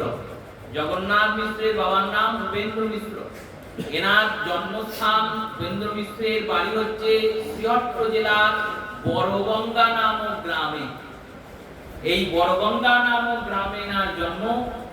আর শ্রীহট্টেই নীলাম্বর চক্রবর্তী বসবাস করতেন। নীলাম্বর চক্রবর্তীর 2 কন্যা 2 পুত্র। এই 2 কন্যা হচ্ছেন শচীদেবী আর সর্বজয়া। সর্বজয়ার পতি হচ্ছেন চন্দ্রশেখর আচার্য। এই শচীর সঙ্গে যখন জগন্নাথ মিশ্রের বিবাহ দিলেন, চন্দ্রশেখরের সঙ্গে সর্বজয়ার বিবাহ দিলেন। আর নবদ্বীপের রাজারা সুবর্ণবিহার থেকে নীলাম্বর চক্রবর্তীকে রাজপুরোহিত নিযুক্ত করলেন, রাজ জ্যোতিষী রূপে নিয়ে এসে বেলপুকুরে বসালেন। তখন থেকে এনারা সবাই চলে এলেন নবদ্বীপ। উপেন্দ্র মিশ্রের বংশ কিন্তু ওই পূর্ববঙ্গেই আছে, শ্রীহট্ট। এই শ্রীহট্টে উপেন্দ্র মিশ্রের বংশ আছে, উপেন্দ্র মিশ্র। আর তার যিনি পত্নী তার নাম হচ্ছে কলাবতী দেবী। আমাদের যে বাংলাটা আমরা এখন দেখছি, যাকে পশ্চিমবঙ্গ বলছি, এটা হচ্ছে বাংলার একটা অতি ক্ষুদ্র রূপ। এই বাংলাটাকে 5টা ভাগ করা হয়েছে। মহাপ্রভুর সময় কিন্তু এই বাংলাটা এত ছোট ছিল না। এই বাংলা বাংলাদেশ, ত্রিপুরা, আসাম আর মণিপুর, এই 5টা রাজ্য নিয়েছিল বঙ্গ। এত বড় জায়গা। প্রভুর লীলাস্থলী মণিপুর অব্দি বিস্তৃত। মণিপুরীরা এমনি এমনি আমাদের গৌড় দেশে আসে না। মণিপুর হচ্ছে কলাবতী দেবী বাপের বাড়ি। কলাবতী দেবী হচ্ছে মহাপ্রভু ঠাকুমা, ঠাকুমার বাপের বাড়ি হচ্ছে মণিপুর। মণিপুর থেকে নামলেই সিলেট শুরু হয়। সিলেট হচ্ছে বাংলাদেশ। এই সিলেটের পাশেই হচ্ছে শ্রীহট্ট জেলা। সেই রূপে উপেন্দ্র মিশ্রের পত্নী কলাবতী দেবী ঠাকুমা বেঁচে আছে। আর ঠাকুমার সঙ্গে দেখা হবে, কারণ প্রভু কথা দিয়েছেন ঠাকুমাকে। কবে কথা দিলেন? যেদিন শচীর গর্ভে গৌর সুন্দর এসেছেন আর বাংলাদেশে খবর পৌঁছিয়েছে যে জগন্নাথ মিশ্রের পত্নী তিনি আবার গর্ভবতী হয়েছেন। সেই দিন থেকে উপেন্দ্র মিশ্র নিজের গৃহের আরাধ্য দেব মদন মোহনের সেবা করছেন আর ভাবছেন আমার জগন্নাথের অনেক মেয়ে হয়েছে আর মরে গিয়েছে, এই সন্তানটা ছেলে হোক মেয়ে হোক যেন এটা বাঁচে। প্রভু তোমার সেবক, তোমার সেবা করতেই তো সে আসবে, সেবক বা সেবিকা তুমি তাকে যেন বাঁচিয়ে রেখো। আর ওদিকে কলাবতী দেবী মহাপ্রভু ঠাকুমা তিনি সাক্ষাৎ কৃষ্ণকে দর্শন করছেন স্বপ্নে। আর কৃষ্ণ বলছেন আমি তোমার নাতি হয়ে আসছি, তোমার সঙ্গে আমি দেখা করবই। সেই যে কথা দেওয়া আছে স্বপ্নে, সেই কথাটা তো রাখতে হবে ভগবানকে। তাই মহাপ্রভু নিজের পিতৃগৃহ আদি বাড়ি পৌঁছিয়েছেন, কলাবতী দেবীর সঙ্গে দেখা হয়েছে। এখানে আরেকটা রোচক তত্ত্ব পাওয়া যায়, কলাবতী দেবী আবার তাকে তার যে বুড়ি মা বেঁচে আছেন তার কাছে পাঠিয়েছিলেন মহাপ্রভু। মহাপ্রভু গেলেন, বললেন আমার খুব ক্ষুধা পেয়েছে। সেই বুড়ি মা মণিপুরে থাকেন, তিনি বললেন বেশ বাবা আমি ব্যবস্থা করছি। গাছের এক কাঁদি কলা নিয়ে এসে প্রভুকে দিয়েছেন। প্রভু বললেন কলা কটা শেষ হয়ে গেলেই কিন্তু আমি পালিয়ে যাব। বললেন না না পালিয়ে গেলে হবে না, তোমাকে আমি ধরে রাখবই। গোটা ঘর কলাতে ভর্তি করে দিলেন ভক্তরা, দরজা বন্ধ করে দিলেন। যে কলাগুলো সেগুলো এখন 7-8 দিন লাগবে প্রভু থাকবে। কিন্তু গৌরের লীলা কি বোঝা যায়? যখন কিছুক্ষণ পর ঘর খোলা হলো, দেখা গেল ঘরে আর একটাও কলা নেই, সব ফল শেষ। আর সেখানে গৌর বিগ্রহ প্রকট হয়ে দাঁড়িয়ে। সেই বিগ্রহ এখনো বাংলাদেশে সেবিত হয় মহাপ্রভুর পিতৃগৃহে। মাঝে মধ্যে ওই বিগ্রহ দয়, ওই মদন মোহন আর সেই গৌর, এই দুই বিগ্রহ মাঝে মধ্যে নবদ্বীপে আসেন সেবা নিতে, মাঝে মধ্যে, খুব বিরল। ওটি মহাপ্রভুর পিতৃগৃহের সেবিত বিগ্রহ। সেই রূপে এই সমস্ত লীলা প্রভু নিয়ে বঙ্গে করছেন।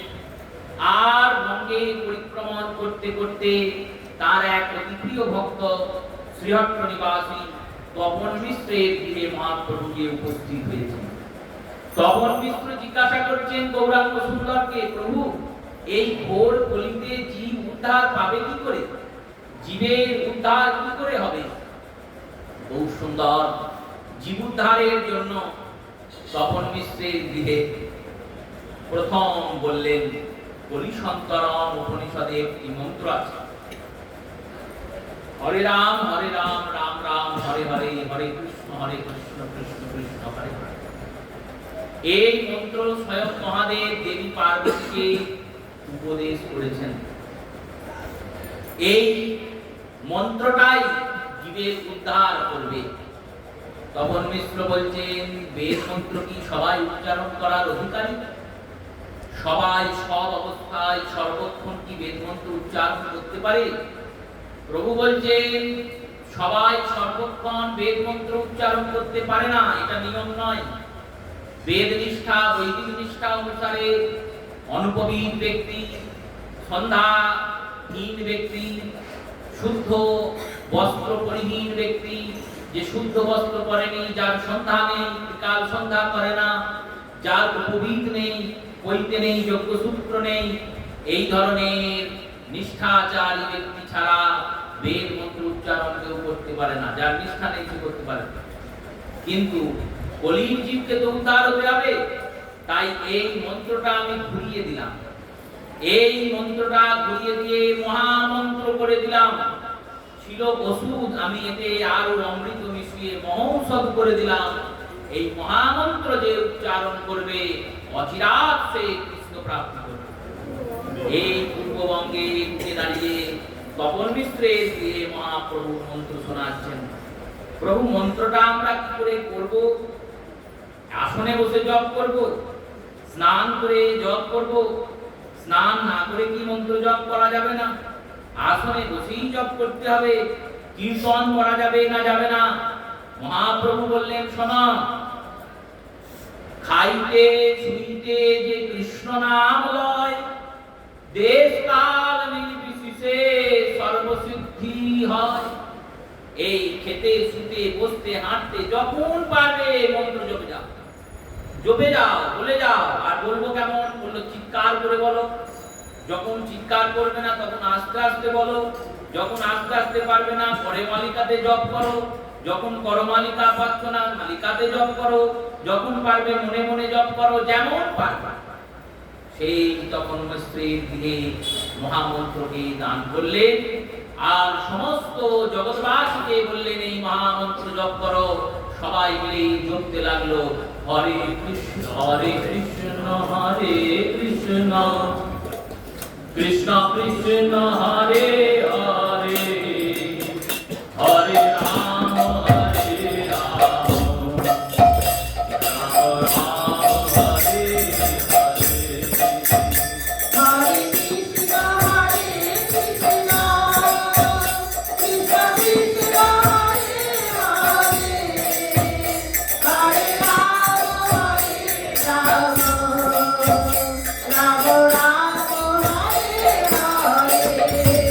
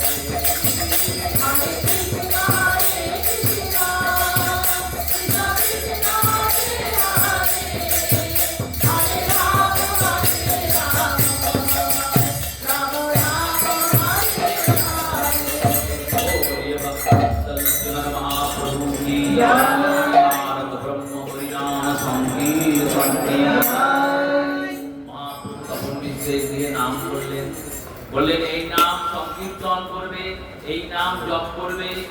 মিশ্র পুরন্দর তপন মিশ্র শুনলেন।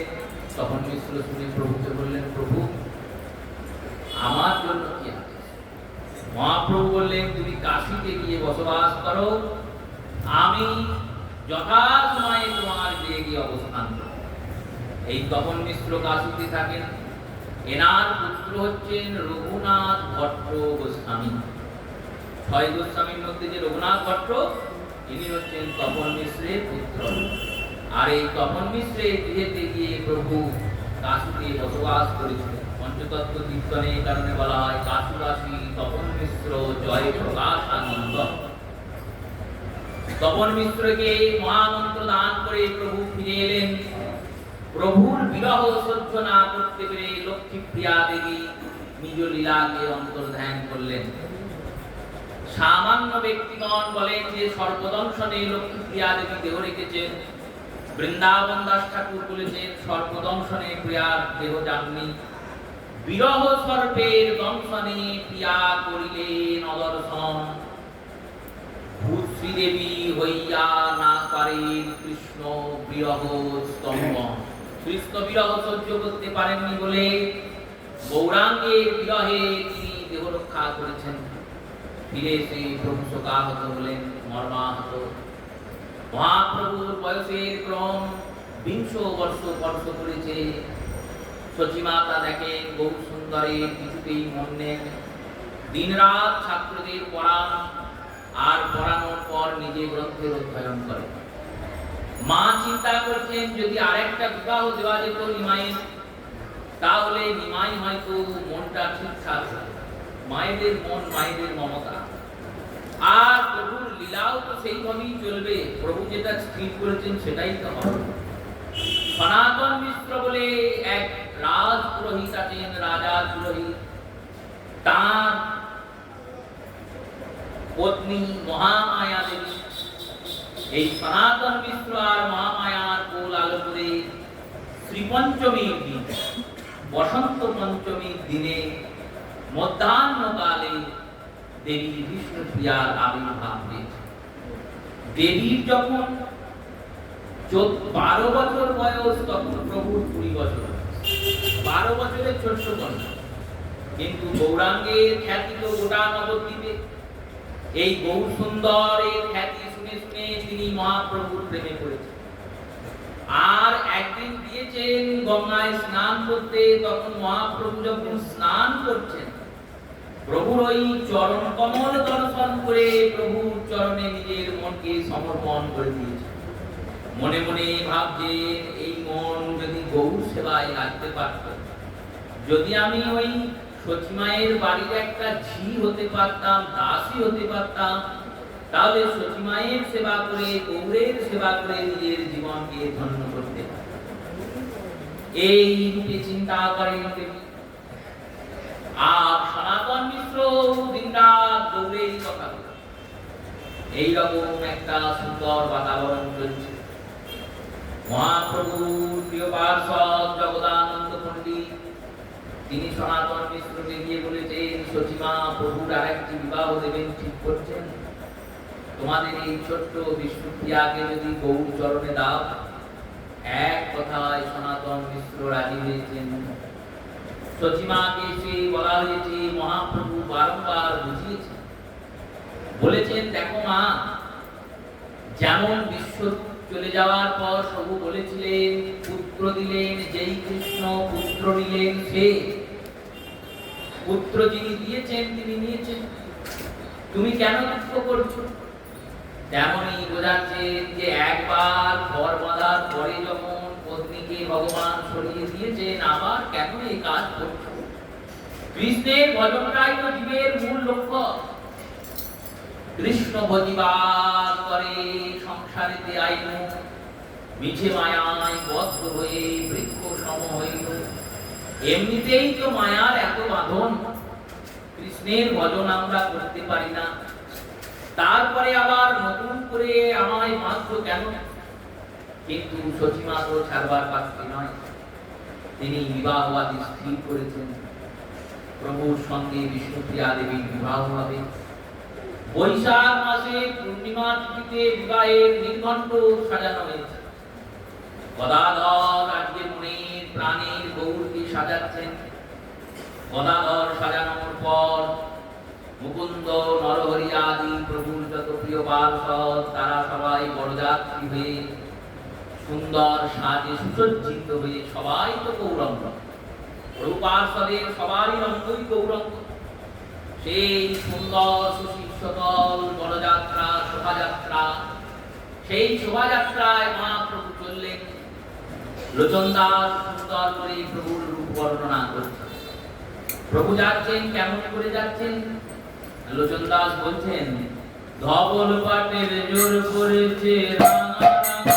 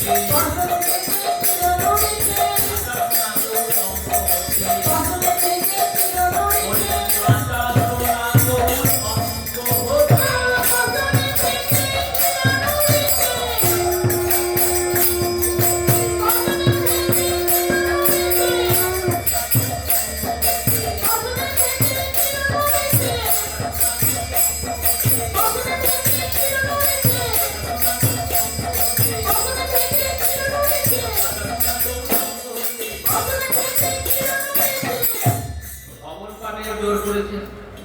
সুন্দর ধবল ছালা রঙের জোর। আর তাকে কি করেছে? বলল ধবল পাটের জোর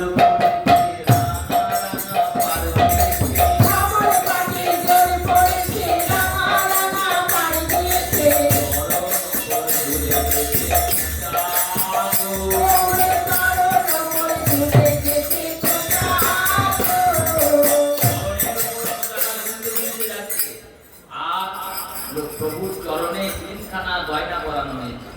পাঁচ মল সোনার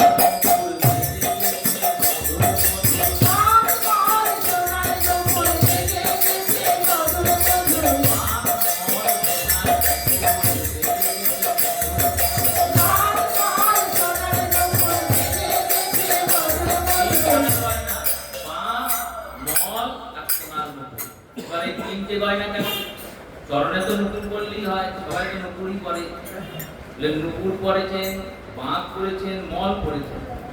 মল কারা পরে? হলো মল পরে ছোট ছেলেরা, ছোট শিশুরা যে গয়না পরে পায়ে বালার মতো দুটো করে ঝুড়ি থাকে, তাকে বলে মল। আর গয়লারা পরে বাঁক।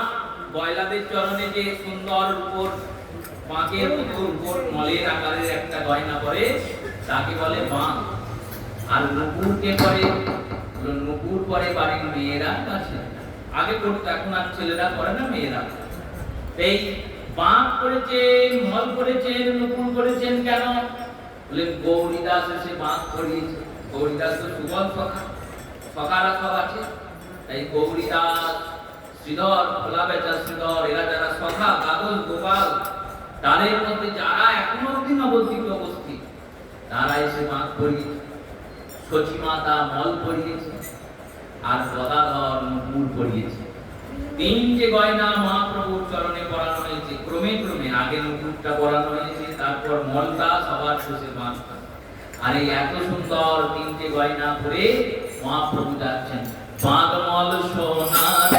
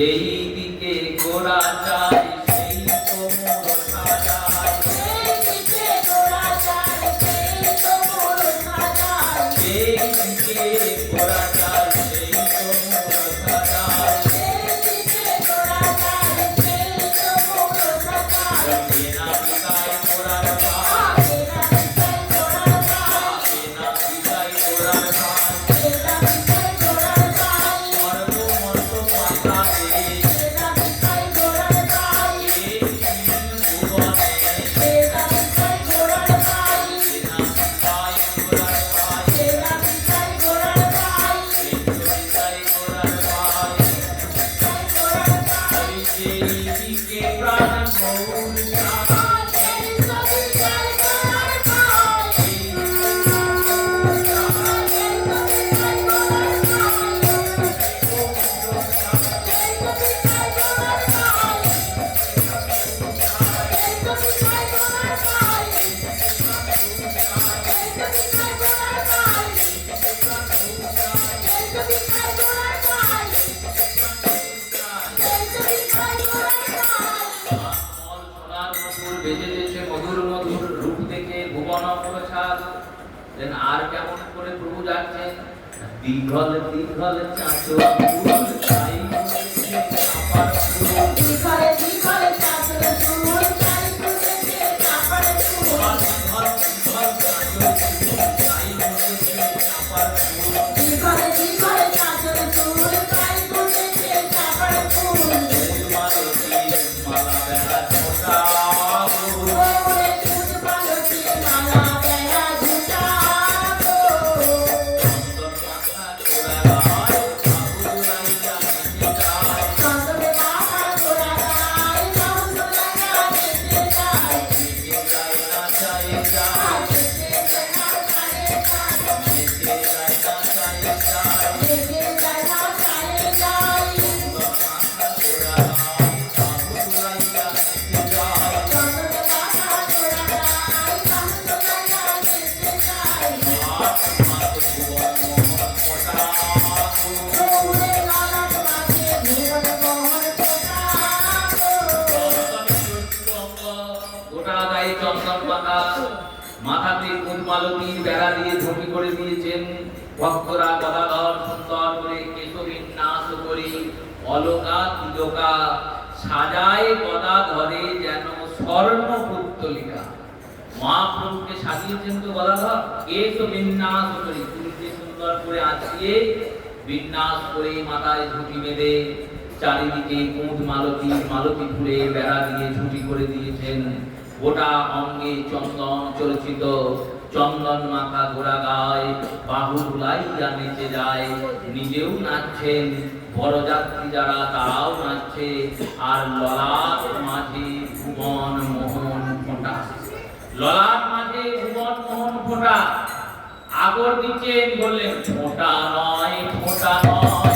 ফোটা নাই ফোটা নাই ফুলো ফুল করতে ফোঁটা ফোটা নাই ফোটা নাই মদন বিজয় গজা মাদর নবী চায়ে সাজা মদন বিজয় গজা মাদর নবী চায়ে সাজা আর মেনেছে মদন রাজা আর বেরিয়েছে মাদরে রাজা মদনের প্রতি গর্ব ছিল মাদরের অতি গরব ছিল দেখতে বড় সুন্দর বলে মাদরের অতি গরব ছিল এই গর্ব ভেঙে গেল এই গরব ভেঙে গেল গৌরেরও রূপ জেনে এই গরব ভেঙে গেল ভেঙে হলো প্রাণ ভেঙে হলো প্রাণ প্রাণ ভেঙে হলো প্রাণ ভেঙে হলো প্রাণ প্রাণ মদনেরই পাঁচ ভাগ ভেঙে হলো প্রাণ প্রাণ মদনেরই পাঁচ ভাগ ভেঙে হলো প্রাণ প্রাণ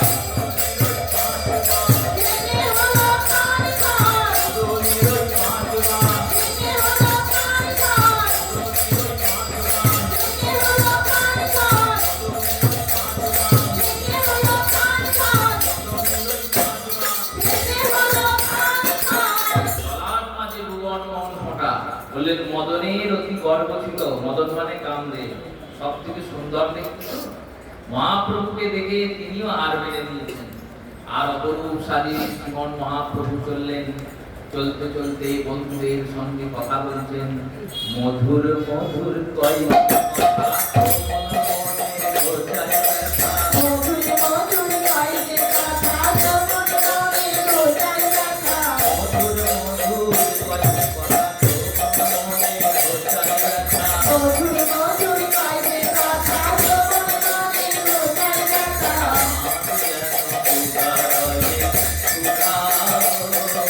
কাল যেন যুগাড়ায় যুগাড়ো এমন কেউ ব্যতীত থাকে তোমার সঙ্গে খানিকে রাখে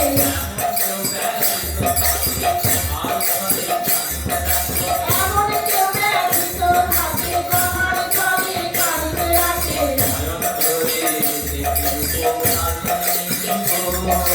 নয়ন ভরে দেখি রূপখানি গো সবাই মূলধ্বনি দিচ্ছে, শঙ্খধ্বনি দিচ্ছে, মহাপ্রভু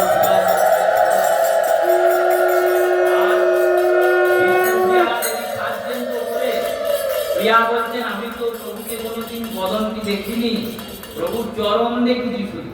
তাও গঙ্গাতে স্নান করছিলেন, সন্তরণ করছিলেন, ওই দুটো চরণ রক্ত বলয় সম, রক্তের মতো লাল ফুটফুটে পদ্ম ফুলের মতো ওই রাজীব চরণ দেখে, প্রভুর চরণের দিকে সমর্পণ করেছি। যদি কেউ থাকে, একবার যদি কেউ দাঁড় করায়, তাহলে আমি একটু দেখতে পারি। তাই বলছেন, এমন কেউ ব্যতীত থাকে এমন কেউ ব্যতীত থাকে তোমার সঙ্গে খানিকে রাখে নয়ন ভরে দেখি রূপখানি গো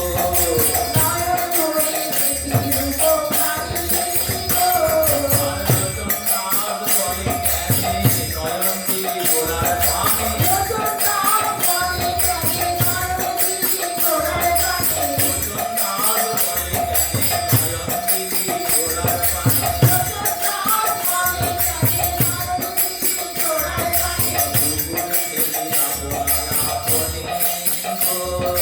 দুপুর খেলি আপনার আপনি গো রতনদাস পাশ থেকে বলছেন, কেন এই কাজ করতে গেলি? যদি নয়ন না দিতিস তাহলে সংসার করা হতো, আর তোর সংসার করা হবে না। কারণ গৌর সুন্দরের প্রতি নয়ন দিলে মহাপ্রভু তার মনটাকে কেড়ে নেন, আর এমন করেই কেড়ে নেন যে তার শয়নে গৌর, স্বপনে গৌর, জীবনে গৌর, মরণে গৌর, শয়ন স্বপন জীবন মরণ সবই গৌরময় হয়ে যায়। শয়নে গৌর, মরণে জীবনে শয়নে গৌর, স্বপনে গৌর, গৌর নয়ন তারা, জীবনে গৌর, মরণে গৌর, গৌর গলার হারা। কহনা গৌর কথা ভাই, কহনা গৌর কথা। সেই নরহরির মতো সেও বলতে থাকে যে গৌর কথা কও, আর কিছু ভালো লাগে না, আর সংসার ভালো লাগে না। তাই লোচন দাস বলছেন, লোচন দাস বলে কেন নয়ন দিদি গোড়ার পানে, দুপুর খেলি আপনা আপনি গো। প্রভু পৌঁছালেন, দেবী বিষ্ণুপ্রিয়ার সঙ্গে মহাপ্রভুর বিবাহ সম্পন্ন হলো। সুসম্পন্ন করার পর প্রভু ফিরে এলেন, বলে গৌর বিষ্ণুপ্রিয়া কি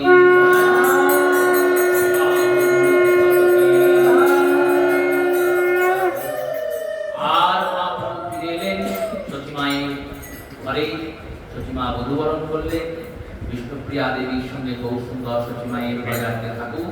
আমরা আগামী দিন প্রভুকে নিয়ে নগর কীর্তন আদি প্রেমবিলাস হয়ে উঠবেন। আজকের মতো কথা এখানে বিশ্রাম নিচ্ছে। শ্রী গুরু প্রেমানন্দ শিবায়।